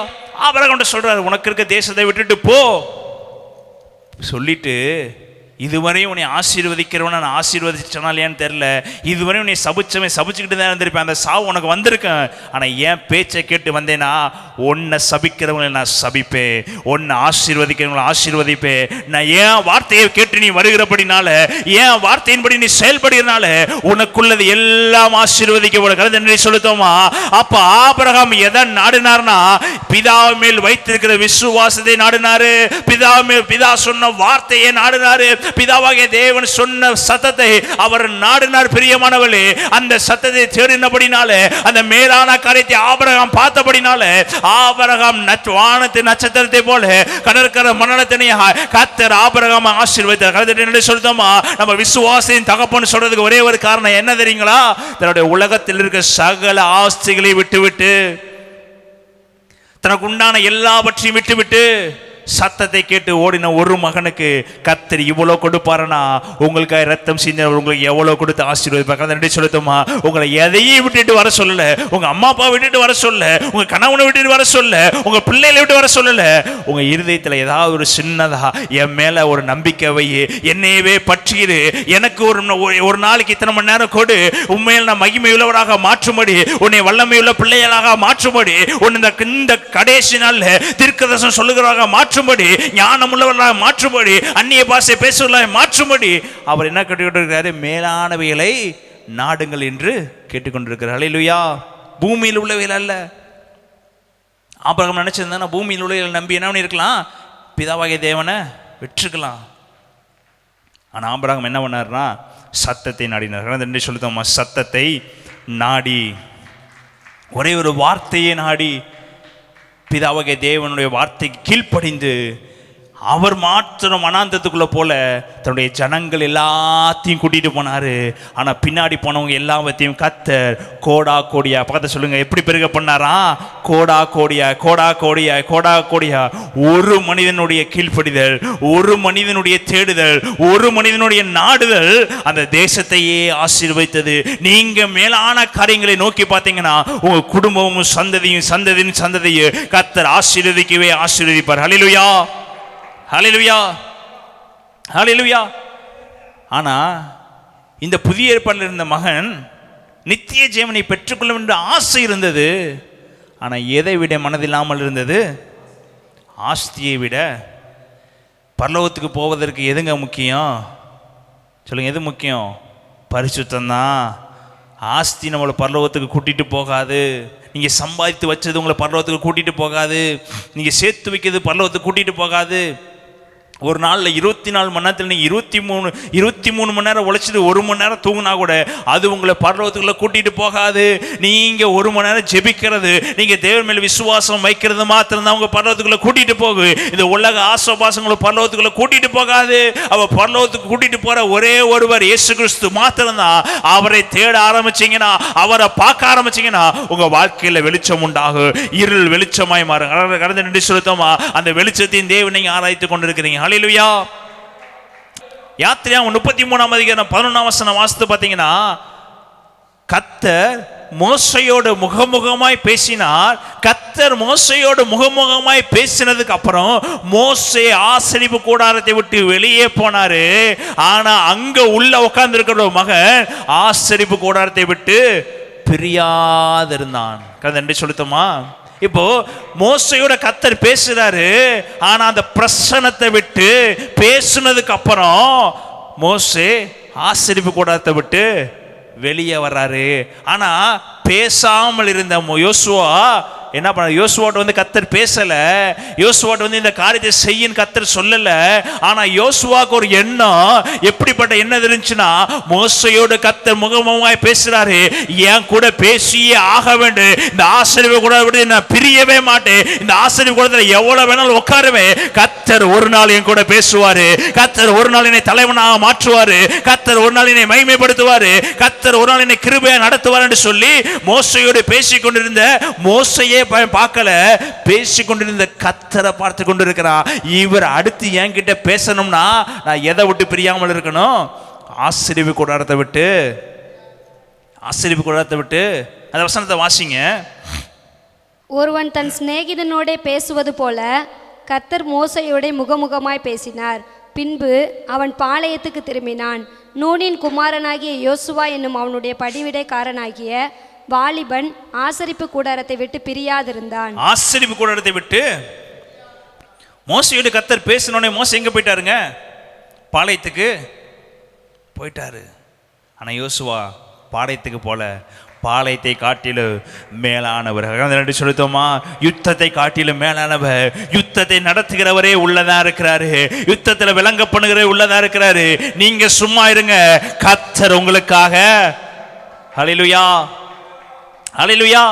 இப்போ ஆசரிப்பு கூடாரத்தில் உட்கார்ந்தவனுக்கு சாதாரணமான காரியத்தை கர்த்தர் பண்ணாரா, பெரிய காரியத்தை பண்ணாரா? அந்த கர்த்தர் யோசுவாட்ட பேசுறாரு, நான் மோசையோட எப்படி இருந்தனோ, நான் மோசையோட எப்படி பேசணும், நீ எப்படிலாம் மோசையோட பேசும்போது நீ ஆசைப்பட்டியோ, நீ எப்படிலாம் மோசையோட தரிசிக்கும் போது நீ பக்கத்துல இருந்து நீ வாஞ்சியுள்ளவனா, இந்த வரம் எனக்கு வேண்டும், இந்த வல்லமை எனக்கு வேண்டும், இந்த கிருபை எனக்கு வேண்டும், எப்படியாவது மோசையை போல மாற வேண்டும் என்று நீ வாஞ்சிச்சியோ, நீ ஒருவேளை வெளியே சொல்லாமல் இருந்திருக்கலாம், வெளியே ஆசையை சொல்ல இருந்திருக்கலாம், ஆனா மனசுல அந்த நினைப்பு இருந்துச்சுல, ஆசரிப்பு கூடாரத்தை பிரியாமல் இருந்து மோசையை போல மாற வேண்டும் என்ற ஆசை உனக்கு இருந்துச்சுல, இப்ப சொல்றேன், நான் மோசையோடு இருந்தது போல என்னோட இருக்க வேண்டும் என்று யோசுவா கேட்டாரா, இல்ல ஆண்டவர் சொன்னாருங்க? பக்கத்துல சொல்லுங்க, யாரு சொன்னா? சொல்றாரு, உனக்கு வாஞ்சியை அவர் பார்த்துட்டாரு, ஆசையை அவர் பார்த்துட்டாரு, உள்ள நீ ஏங்குறத பார்த்துட்டாரு. இப்ப மோசே உயிரோடு இருக்கும் போதே, மோசே போகும் போதல்ல, மோசே உயிரோடு இருக்கும் போதே கர்த்தர் சொல்லுவாரு, மோசேட்ட போய் உன்கிட்ட இருக்க சாணத்தை கொஞ்சம் தூக்கி என் மகன் யோசுவாட்ட வை, ஏன்னா அவன் தான் ஆசரிப்பு கூடாரத்தை விட்டு பிரியாமல் இருந்தான். ஹல்லேலூயா, ஹல்லேலூயா.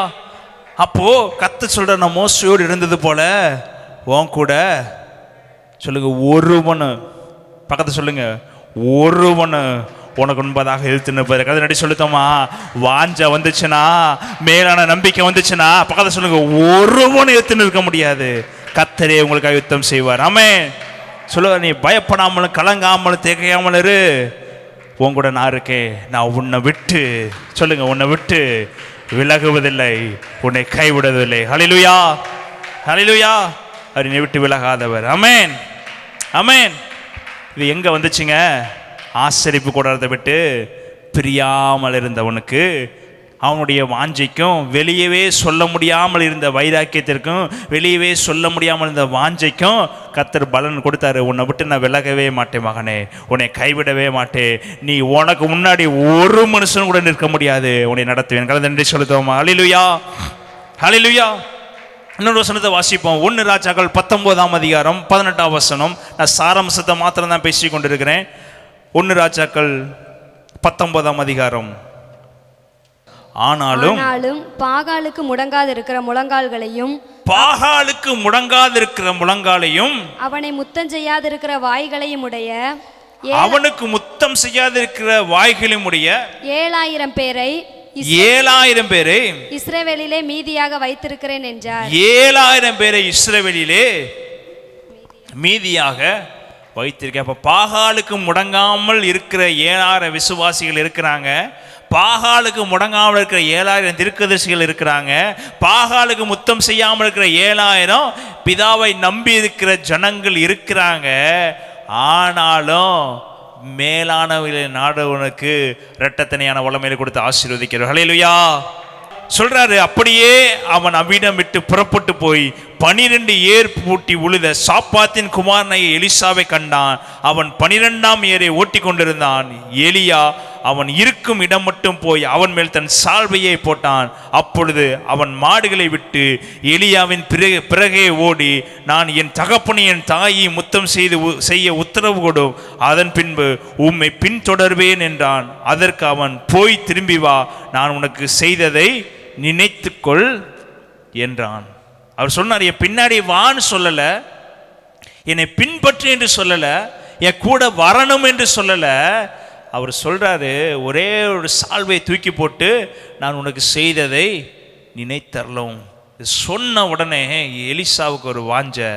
எப்படின்னா, எலியா மூலியமா கர்த்தர் என்னாலாம் செய்திருப்பான்னு அந்த எல்லா தீர்க்கதரிசிகளுக்கும் தெரியும், இஸ்ரவேல் ஜனங்களுக்கு இருக்கிற எல்லாத்துக்கும் தெரியும், அக்கினி இறக்கினது, அது வல்லமை பண்ணது எல்லாம் தெரியும்.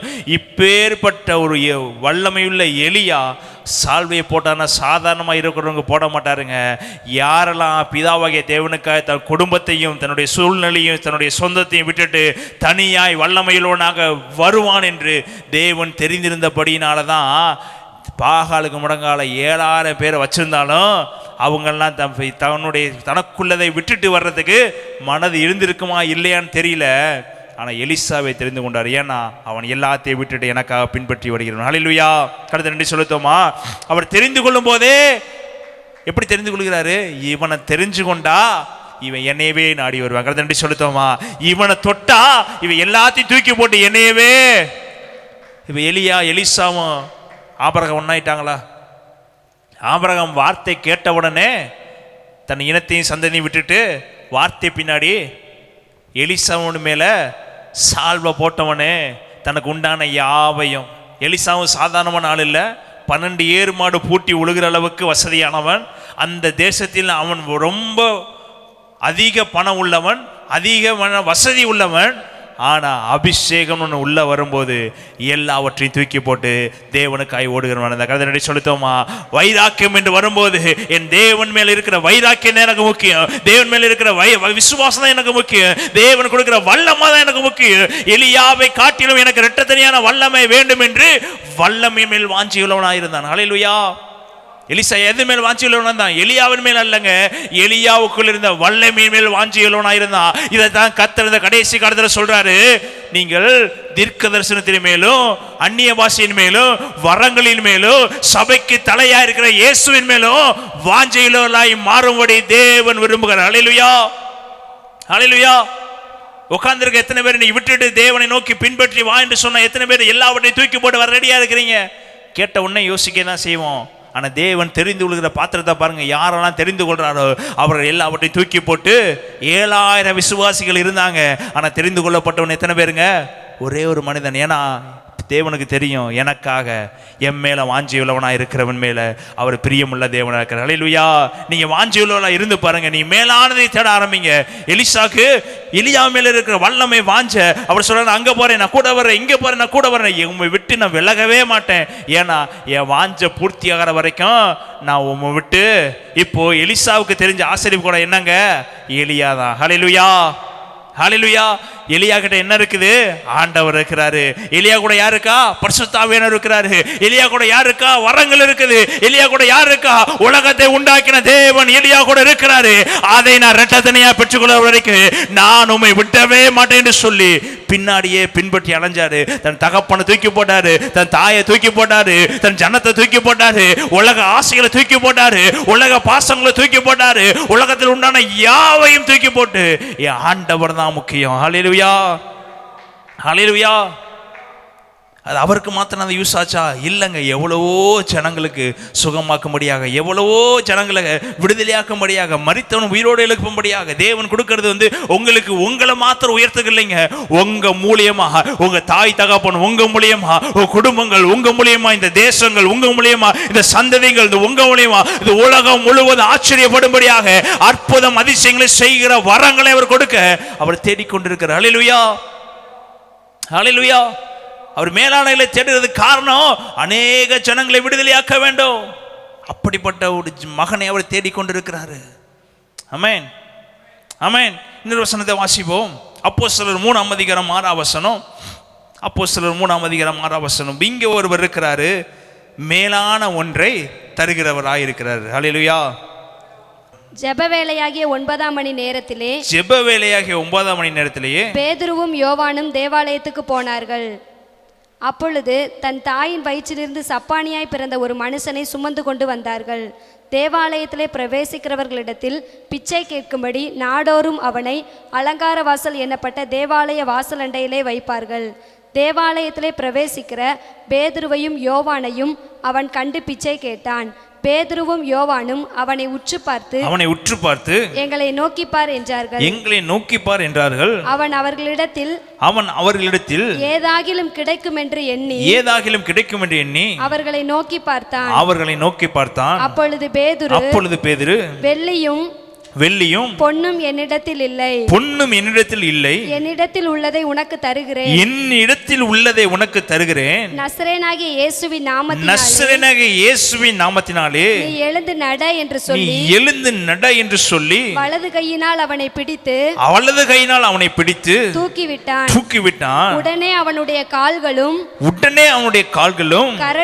கரடுகளும் பலன் கொண்டது. அவன் குதித்தெழுந்து நின்று நடந்தான். நடந்து குதித்து தேவனை துதித்து கொண்டு அவர்களுடனே கூட தேவாலயத்திற்குள் பிரவேசித்தான். தேவாலயத்திற்குள் நன்றி செலுத்தும். தேவாலயத்திற்குள் பிரவேசித்தான். இவன் எப்படிப்பட்டவன்? பிறந்த நாள் முதலாய் சப்பானியாய் ஆலயத்தின் வாசலில் உட்கார்ந்தவன். ஆமென். அப்பொழுது தன் தாயின் வயிற்றிலிருந்து சப்பானியாய் பிறந்த ஒரு மனுஷனை சுமந்து கொண்டு வந்தார்கள். தேவாலயத்திலே பிரவேசிக்கிறவர்களிடத்தில் பிச்சை கேட்கும்படி நாடோறும் அவனை அலங்கார வாசல் என்னப்பட்ட தேவாலய வாசலில் வைப்பார்கள். அப்போ ஒவ்வொரு தடவையும் ஆலயம் நடக்கும் போதும் அவனை தூக்கிட்டு வந்து ஆலயத்துக்கு முன்னாடி போட்டுருவாங்க. ஆலயத்துக்கு முன்னாடி போட்டுட்டு அந்த குடும்பங்கள் என்ன சொல்லி அவனை ஆலயத்தில் தூக்கி போடுமா, அவனை தூக்கி போட்டுட்டு வர்றவங்கள்ட்ட பிச்சை கேளு, வர்றவங்கள்ட்ட. அப்போ அவனுடைய தாயும் தகப்பனும் சுற்றி இருக்கவங்களுடைய நோக்கம், இவன் பிறந்தது சப்பானி, இந்த சப்பானியில் நம்மளோட வாழ்க்கையில் வருமானம் கிடையாது, இந்த சப்பானியை வச்சு நம்ம வாழ்க்கையில் ஒன்றும் செய்ய முடியாது, இந்த சப்பானியை வச்சு நம்ம வாழ்க்கையில் எதுவுமே கொண்டு வர முடியாது, இவனை எப்படியாவது தூக்கிட்டு போயாவது இவன் மருத்துவ செலவுக்காக ஏதாவது ஆக வைக்க வேண்டும் என்று சொல்லி அவனுடைய குடும்பம் தூக்கிட்டு போய் எங்கே தூக்கி போடுது? சபையினோட வாசலண்டையில் ஒவ்வொரு தடவையும் தூக்கி போடும். தூக்கி போட்டு என்ன சொல்லுவாங்கன்னா, பிச்சை எடு. கூட பிறந்தவங்க எல்லாம் என்ன சொல்கிறாங்க? பிச்சை. அப்படிதான் எழுதப்படுகிறது. அப்பொழுது தன் தாயின் வயிற்றிலிருந்து சப்பானியா பிறந்த ஒரு மனுஷனை சுமந்து கொண்டு வந்தார்கள். அப்ப சுமந்து கொண்டு என்ன பண்றாங்க? தூக்கிட்டு. அவ எப்பயுமே ஆலயத்தில் உட்கார்ந்துருக்கவன் அல்ல, ஒவ்வொரு வாட்டியும் ஆலயம் திறக்கும் போதும் அந்த சப்பானியை எப்படி தூக்கிட்டு வருவாங்க? வீட்டில இருந்து தூக்கிட்டு வருவாங்க. தேவாலயத்தில் பிரவேசிக்கிறவர்களிடத்தில் பிச்சை கேட்கும்படி நாடோறும் அவனை அலங்கார வாசல் என்னப்பட்ட தேவாலய வாசலண்டிலே வந்து உட்காருவானா, வைப்பார்களா? வாசிங்க எப்படி இருக்கு? அப்ப இவனுக்கு பிச்சை எடுக்கணும்னு எண்ணம் இவனுக்குள்ள வரல. இவன் வியாதியா இருக்கிறான், வீட்டுக்குள்ளேயே படுத்திருக்கலாம், முடியாதவர்களை வீட்டுக்குள்ளேயே தான் வச்சிருக்கணும், பலவீனமானவங்களை எங்க தான் வச்சிருக்கணும்? வீட்டுக்குள்ளேயே. ஆனா உன்னுடைய குடும்பத்தார் என்ன பண்றாங்க? சுகப்படுத்த வேண்டும் என்று விரும்பல, சுகம் உண்டாக வேண்டும் என்று விரும்பல. அவனை கொண்டு வந்து எதற்காக தூக்கி போடுறாங்க? பிச்சை எடுக்கும்படி ஒவ்வொரு தடவையும் கொண்டு வந்து சபையின் வாசலில் வைப்பார்கள். எப்படிப்பட்ட குடும்பம் பாருங்க. நீங்க முடியாம போயிட்டீங்கன்னா உங்க நிலைமை அதுதாங்க. நீங்க சொல்றேன், நீங்க நல்லா இருக்கிறீங்க இல்லைன்னு சொல்ல, நீங்க முடியாம போயிட்டீங்கன்னா, ஒருவேளை உங்களால் நடக்க முடியாமல் போச்சுன்னா, ஒருவேளை பேச முடியாமல் போச்சுன்னா, உங்க வாழ்க்கையில நடக்கக்கூடாது நடந்துச்சுன்னா, உங்களுடைய நிலைமையும் இதுதான். கொஞ்ச நாள் பார்ப்பாங்க, அதுக்கப்புறம் எங்க தூக்கி போட்டுருவாங்க? சரி, உன்னை வச்சு என்னால செலவழிக்க முடியாது, உன்னை தூக்கி ஆலயத்தின் வாசல்ல வைக்கிறேன், வர்றவங்கள்ட்ட எல்லாம் பிச்சை கேளு, எவ்வளோ காசு போடுறாங்களோ அந்த காசை எடுத்துகிட்டு போய் உனக்கு என்ன பண்ணுறேன்? சாப்பாடோ வைத்தியமோ வாங்கி கொடுக்குறேன். இதுதான் அந்த சப்பானியாக இருந்த பெற்றோர்களுடைய ஆசையாக இருந்தது. தூக்கிட்டு வந்து சபையில் போட்டுட்டு பிச்சை எடுக்கிற வைக்கிற ஆசையாக இருந்துச்சு. ஆனால் வாசிங்க, தேவாலயத்தில் பிரவேசிக்கும் போது பேதுருவையும் யோவானையும் அவன் கண்டு எத்தனையோ பேர் பிச்சை கேட்டான், கொடுத்தாங்க. ஆனால் இங்கே 2 பேர் வரும்போது என்ன கேட்குறான்? யோவானும் பேதுரும் வரும்போது பிச்சை கேட்குறான். அவங்க சொல்கிறாங்க, உனக்கு பிச்சை தேவையில்ல மகனே, எனக்குள்ள ஒரு மேலான ஒரு அபிஷேகம் இருக்குது, எனக்கு மேலான ஒருவர் இருக்கிறாரு, அவர் உனக்கு பிச்சை போட சொல்லலை, அவர் உன்னை எழுந்து நடக்க விரும்புகிறாரு, அவனை எழுந்து ஓட பண்ண விரும்புகிறாரு. அவங்க சொல்றாங்க, என்கிட்ட வெள்ளி அல்ல, என்கிட்ட பொண்ணு அல்ல, என்கிட்ட இந்த பூமியில உள்ளவைகள் என்கிட்ட கிடையாது, இந்த பூமியில இருக்கிற ஆசீர்வாதம் எனக்கு கிடையாது, ஆனா அதை காட்டிலும் மேலான உன்னை கர்த்தர் கொடுத்து சொல்லுதமா, அதை காட்டிலும் மேலான ஒரு அபிஷேகத்தை கர்த்தர் கொடுத்திருக்கிறாரு. உன் குடும்பம் உன் இயலாமையை பார்த்து பிச்சை எடுக்க வச்சிருக்கு, உன் குடும்பம் இயலாமையை பார்த்து தெருவில் போட்டுருச்சு, உன்னை சுற்றி இருக்கவங்க இயலாமையை பார்த்து தூக்கி வீசிட்டாங்க. ஆனா என் தேவன் இயலாமையை பார்க்கல, என் தேவன் உயிர்ப்பிக்க விரும்புகிறார். அதை நன்றி சொல்லுதோமா. அவன் சொல்றான், எனக்குள்ள ஒருவர் இருக்கிறாரு. அல்லேலூயா, அல்லேலூயா. எனக்குள்ள இருக்கிறதை உனக்கு, உங்களுக்குள்ள என்ன இருக்கிறது? உங்க உடலுக்குள்ள என்ன இருக்குது? இன்னைக்கு நல்லா இருக்கும் போதே உங்களுக்குள்ள இருக்கிறத நீங்க பெற்றுக்கொண்டாதாங்க முடியாத போது அது உங்களை நடத்துகிறதா இருக்கிறது, முடியாத போது உங்களை தாங்கிறதா இருக்கிறது. உங்களுடைய மாம்சமும் உங்களுடைய ஆவியை நீங்க புதிதாக மாற்றும் போது ஒன்று பகத சொல்லுங்க. அவர் சொன்னாரு, மோசேட்ட சொன்னாரு, அவர் சொன்னாரு, யோசுவாட்ட சொன்னாரு, உனக்கு விரோதமாய் ஒருவனும் எதிர்த்து நீ பலவீனமா இருந்தாலும் நான் உள்ள இருந்து உன்னை நடத்துவேன். ஹல்லேலூயா. நீ சுகவீனமா இருந்தாலும் உனக்குள்ள நடத்துவேன். ஒருவனை பிச்சை எடுக்கும்படி தெருவில் கூட போட முடியாது. ஏன்னா உனக்குள்ள இருக்கிற ஒரு மகிமை உள்ளவர். ஹல்லேலூயா. உன்னை விளங்காதவன் ஒருத்தனும் சொல்ல முடியாது. உனக்குள்ள இருக்கிற வல்லமை உள்ளவர். நீ முடியாதவன் என்று சொல்ல முடியாது, நீ பலவீனன் என்று சொல்ல முடியாது. ஏனென்றா என் தேவாதி தேவன் உங்களோடு கூட இருக்கிறார். ஹல்லேலூயா. ஹல்லேலூயா. சொல்றான், எனக்குள் இருக்கிறதை உனக்கு தருகிறேன் சொல்லிட்டு வசனம் சொல்லுது. சொல்ற வார்த்தையை வாசிங்க. உனக்கு தருகிறே நஸ்ரேனாகிய, யார் உள்ள இருக்கிறா? நஸ்ரேனாகிய இயேசு கிறிஸ்துவின் நாமத்தினாலே நீ எழுந்து நட என்று சொல்லி வலது கையினால் அவனை பிடித்து தூக்கி விட்டான். உடனே அவனுடைய கால்களும் கரடுகளும் நடி சொல்லுத்தோமா. அவ உள்ள யார் இருக்கணுங்க? ஆவியான உள்ள இருக்கணும். உள்ள யார் இருக்கணுங்க? பரிசுத்தர் உள்ள இருக்கணும். உள்ள யார் இருக்கணுங்க? வல்லமையிலோர் உள்ள இருக்கணும். உள்ள யார் இருக்கணும்னா வரங்களை கொடுக்கிற உள்ள இருக்கணும். உள்ள யார் இருக்கணும்னா தீர்க்கதரிசனமானவர் உள்ள இருக்கணும்.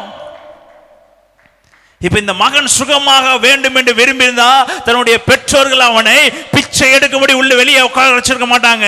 அவனை தேவ சபைக்குள்ள உள்ள கொண்டு வந்துட்டு எப்படியாவது அவனுக்கு சுகம் வர வேண்டும் என்று விரும்பியிருப்பாங்க. இல்ல, அந்த காலத்தில் பெதஸ்தா குளம் இருந்தது. அந்த தாயும் தகப்பனும் சகோதரரும் அந்த சப்பானே இருந்தவனை பெதஸ்தா குளத்தில் கூட கொண்டு போய் நிப்பாட்டி இருக்கலாம். ஆனா அவர்களுக்கு பெதஸ்தா குளத்துல போய் சுகமாக வேண்டும் என்று விருப்பம் இல்லை. இவங்க தேவ ஆலயத்துக்குள்ள உள்ள வந்து சுகமாக விரும்ப வேண்டும் விருப்பம் இல்லை. இவனை வைத்து சம்பாதிக்க வேண்டும் என்ற எண்ணம் மாத்திரம் தான் இருந்துச்சு. ஆனா என் இயேசுவுக்கு நீங்க சம்பாதிக்க வேண்டும் என்ற எண்ணம் இல்லைங்க. என் இயேசுவுக்கு உங்களை வந்து தெருவில் உட்கார வைக்கிற எண்ணம் இல்லைங்க. அவரே கோடீஸ்வரரு, அவரே மகிமையுள்ளவர், அவரே சகலத்தையும் படைத்தவர். அவர் எல்லாவற்றையும் உங்களுக்கு கொடுத்து அவர் ஆசீர்வதிக்கிற தேவனா இருக்கிறாரு. யாரு கை உங்களை ஏங்க வைக்கிற தேவன் அல்ல. யாரு கை பக்கத்தில் உங்களை, யாருடைய காலுக்கு அடியிலேயே உங்களை உட்கார வச்சு அவங்களுடைய தயவை நோக்கி பார்க்க வைக்கிற தேவன் அல்ல. சகலத்தை உங்களுக்கு கொடுத்து நடத்துகிற தேவனா இருக்கிறார். ஹல்லேலூயா. ஹல்லேலூயா. பிச்சை கேட்கும்படி வந்து நிற்க வைக்கிறாங்க, பிச்சை கேட்கும்படி தூக்கி கொண்டு போடுறாங்க. ஆனா ஆவியானவர் இருக்கிறாருங்க உள்ள. அவர் சொல்றாரு, எழுந்து நடத்து குதித்து ஓட பண்ணினார். நன்றி சொல்லுத்தோமா. அப்ப உள்ள யார் இருக்கணுங்க? ஆவியானவர் உள்ள இருக்கணும். இந்த பேதுருக்கு எப்படி இந்த அபிஷேகம் வந்துச்சுன்னா, பேதுரு மீன் பிடிச்சிட்டு இருந்தார். என்ன பிடிச்சிட்டு இருந்தாரு? பகல் சொல்லுங்க. பேதுரு மீன் பிடிச்சிட்டு ஒரு நாள் இரவு மீன் பிடிக்க போனாருன்னா பலாயிரக்கணக்கில் சம்பாதிப்பார். எப்படி சம்பாதிப்பார்? பக்கத்து சொல்லுங்க. பலாயிரக்கணக்கில் சம்பாதிப்பார். வலையை போட்டாருன்னா படகு அமிலத்தக்கதாக கூட என்ன பண்ணுவார்? சம்பாதிப்பார். ஆனா உள்ள ஒருத்தர் வந்தார். பக்கத்துல சொல்லுங்க. உள்ள ஒருத்தர் வந்துட்டு ஒரே ஒரு வார்த்தை சொன்னாரு, என் பின்னாடி வா, நீ மீனை பிடிக்க மாட்ட, நீ மனுஷனை பிடிப்ப. நன்றி சொல்லுத்தோமா. அவர் சொன்ன ஒரே ஒரு வார்த்தை, நீ இதுவரை மீனை பிடிச்ச, நீ என்னையே பாரு, நீ எதை மாதிரி பிடிக்க போற? மனுஷனை வலை வீசி பிடிக்கிறவனாக மாத்துவேன்னு சொன்ன உடனே இந்த பேதுரு அண்ணன் இருக்கிறார்ல, மீன் வலையை தூக்கி போட்டு, படகை தூக்கி போட்டு, வலையை தூக்கி போட்டு, மாசம் லட்சக்கணக்கில் ஆயிரக்கணக்கில் சம்பாதிச்சதை தூக்கி போட்டு மேலானவரை நோக்கி பார்த்து பின் நடக்க ஆரம்பிச்சாரு. இப்ப பிறவி குருடனா இருந்தவன், சப்பானியா இருந்தவன், ரோட்ல முடியாம இருந்தவன்லாம் பேதுரு நடக்கும் போது எழுந்து ஓட ஆரம்பிச்சாருங்க. ஹல்லேலூயா. ஹல்லேலூயா. இப்ப சொன்ன வார்த்தையை கர்த்தர் யாரை கொண்டு நிறைவேற்றினாரு? பேதுருவை கொண்டு நிறைவேற்றினார். மனுஷனை பிடிக்கிறவனாக மாற்றுவேன்னு சொன்னாரு. தேவாலயத்துக்குள்ள போகும்போதே சப்பானி எழுமனா அநேக ஜனங்கள் ரட்சிக்கப்பட்டாங்க. தைரியமாக பேச ஆரம்பிச்சா அநேக ஜனங்கள் ரட்சிக்கப்பட ஆரம்பிச்சாங்க. எழுந்து நின்று இயேசுவே தேவன் என்று சொன்னா ஒரு இடத்துல 3000 பேர், ஒரு இடத்துல 5000 பேர் ஒரு நொடி பொழுது ரட்சிக்கத்தக்கதாக, மனுஷனை பிடிக்கத்தக்கதாக கர்த்தர் பேதுருவை மாற்றினார். ஹல்லேலூயா. ஹல்லேலூயா. இப்ப வார்த்தைக்கு கீழ்ப்படியாமல் இருந்தானா இன்னைக்கு வரைக்கும் பேதுரு மீனவன் தாங்க. ஆனால் வார்த்தைக்கு கீழ்ப்படிஞ்சு தனக்குண்டான யாவையும் தூக்கி போட்டு இயேசுவை பின்பற்றினார்ல, இப்போ மீனவன் மனுஷனை பிடிக்கிறனாக மாற்றப்பட்டான். இப்போ வலையில கூட 3000 விழுந்துச்சான்னு தெரியல, ஆனால் இப்போ மனுஷனை பிடிக்கிற வலையில 3000 5000 லட்சக்கணக்கான விழுந்து தேவனுடைய ராஜ்யத்தை கட்ட ஆரம்பிச்சார். கதை ரெண்டி சொல்லுத்தோமா, அது தான் கர்த்தர் பேதுரு உயர்த்தினார். கதை ரெண்டி சொல்லுத்தோமா. அப்போ நீங்க தேட வேண்டியது, நீங்க பார்க்க வேண்டியது எதை பார்க்கணும்னா பூமியில் உள்ளவையில் அல்ல. பக்கத்தில் சொல்லுங்க, இவ்வளவு நேரம் பேசினதெல்லாம் என்னங்க? பூமியில் உள்ளவைகளை அல்ல, மேலானவைகளை நாடுங்கள். கரந்த ரெண்டி சொல்லுத்தோமா, மேலானவைகளை நாடுங்கள், இயேசுவை நாடுங்கள், வரங்களை நாடுங்கள், வல்லமைகளை நாடுங்கள், நித்திய ஜீவனை நாடுங்கள், தேவனுடைய வலது பாரசத்தில் வீற்றிருப்பதை நாடுங்கள், நித்திய ஜீவனை பெற்றுக்கொள்வதை நாடுங்கள். அந்த நித்திய ஜீவனை பெற்றுக்கொள்வதற்காக எதை இழக்க சொன்னாலும் இழக்க ரெடியா இருங்க. ஆமென், ஆமென். எதை இழக்க சொன்னாலும் இழக்க ரெடியா இருங்க. இயேசுவுக்காக நான் எதை வேணாலும் இழப்பேன். ஏன்னா அவர் சகல வல்லமையிலும் உள்ளவராயிருந்தும், இந்த பூமியில பிதாவாக தேவனுடைய மகனாயிருந்தும், இந்த பூமியில ஒன்றுமே இல்லாதவராக, அவர் ஒரு மாடியிலையோ ஒரு பெரிய ராஜாவுடைய பிள்ளையாகவோ இல்லை இந்த உலகத்தையே ராஜ்யத்தை உண்டாக்குறவராக இந்த பூமியில பிறந்திருக்கலாம். ஆனா உங்களை மாற்றும்படியாக அவ்வளோ பெரிய ராஜாவா இருந்த இயேசு கிறிஸ்து எதுல பிறந்தாரா? மாட்டு தொழுவத்தில் பிறந்து எல்லாராலும் கைவிடப்பட்டவராலும் சுற்றி இருக்கிறவராலும் துரத்தப்பட்டவராலும் உலகத்தில் இருக்க எல்லாரும் அவரை கொல்லும்படி சுற்றி வந்த போதும் மறைந்து மறைந்து மறைந்து வாழ்ந்து கடைசியில தேவரின் ஏன் என்னை கைவிட்டீர் என்று பிதாவாகிய தேவனே கைவிடுகிற சூழ்நிலைக்கும் நமக்காக அவர் மாற்றப்பட்டார். ஹல்லேலூயா. நம்முடைய பாவத்திற்காக அவர் மாற்றப்பட்டார். ஹல்லேலூயா, ஹல்லேலூயா. சொல்றாரு, தேவரீர் ஏன் என்னை ஒரு நாள் கைவிடாத தேவன் கைவிடப்படுகிற சூழ்நிலை வந்தது காரணம் நீங்களும் நானும் பண்ண சில காரியங்கள் தான். பிதாவகை தேவன் இயேசுவையே கைவிடுகிற நிலைமை வந்துச்சு. ஆனாலும் நமக்காக அவர் ரத்தம் சிந்தி, அந்த கைவிடுதலையும் அவர் ஏற்றுக்கொண்டு ரத்தம் சிந்தி மறிச்சு உயிரோடு எழும்பினாரு. தன்னுடைய தாய் தகப்பன் எல்லாவற்றையும் விட்டு இந்த உலகத்தை உண்டாக்கின பிதாவாகிய தேவனுடைய சொற்படி கேட்டு அவர் நடந்தபடினால தான் உங்களை என்னையும் அப்படி ரத்தத்தால் மீட்டு கொண்டு இருக்கிறாரு. நாம் இந்த உலகத்தில் இருக்கிற பணத்தையும் பொருளையும் கூட இயேசுக்காக இழக்க நம்ம ரெடியாக இல்லை. பிரியமானவர்களே, பக்கத்தை சொல்லுங்க, அதெல்லாம் நம்மளை பரலோகத்துக்குள் கூட்டிகிட்டு போகாது. இயேசு தான் அவருடைய பரலோகத்துக்குள் கூட்டிகிட்டு போகிற மெய்யான தேவன். அவரை நம்புங்க, அவரை பின்பற்றுங்க, அவரை விசுவாசிங்க, அவர் மேல் நம்பிக்கையா இருங்க. இரவும் பகலும் அந்நிய பாஷை பேசுங்க, இரவும் பகலும் பரிசுத்தத்தை நாடுங்க, இரவு பகலும் அவரோட நம்பிக்கையா இருங்க. அவர் உங்களை வலது பரிசுத்த வீட்டில் வைக்கிற வரைக்கும் உங்களை அவரை கைவிடாத தேவன், உங்களை விட்டு விலகாத தேவன். அது தேவனை ஆராதிக்கிறீங்க, உங்களோடு இருந்து பெரிய காரியங்களை செய்வாராக. எல்லாரும் அப்படி எழுப்பி நேசிக்கிற அன்பின் பரலோக எஜமான், இந்த மாலை வேலைக்கு நன்றி செலுத்துகிற ராஜா இயேசு கிறிஸ்துவை நாம் இந்த நல்ல வேலைக்கு நம்ம நோக்கி பார்க்கிறோம். இதை பார்க்கிற கேட்கிற யாவரையும் ஆசீர்வதிங்க ராஜா. உலகத்தை பாராமல் ஆவியானவரை பார்க்கிற பிள்ளைகளாக, உலக சிற்றினங்களை பார்க்காமல் ராஜா உண்மையே நம்பி உமக்கு பின்பற்றுகிற பிள்ளைகளாக இந்த கடைசி காலத்தில் ராஜா இயேசு கிறிஸ்துவின் நம்முடைய வருகைக்கு நேராக ஆயத்தமாகிற பிள்ளைகளாக, அநேக ஜனங்களை ஆயத்தப்படுத்துகிற பிள்ளைகளாக மாற்றுவீராக என்று செபிக்கிறேன். நீ பெரிய காரியங்களை செய்யும். இம்மட்டும் நடத்தின எபினேசரை கரம் இனியும் நடத்தட்டும். எல்லா துதிக நம்ம செலுத்துகிறோம். காத்துக்கொள்ளும் மையப்படுத்த இறங்கி வரும். இயேசுவின் நல்ல பிதாவே, ஆமென்.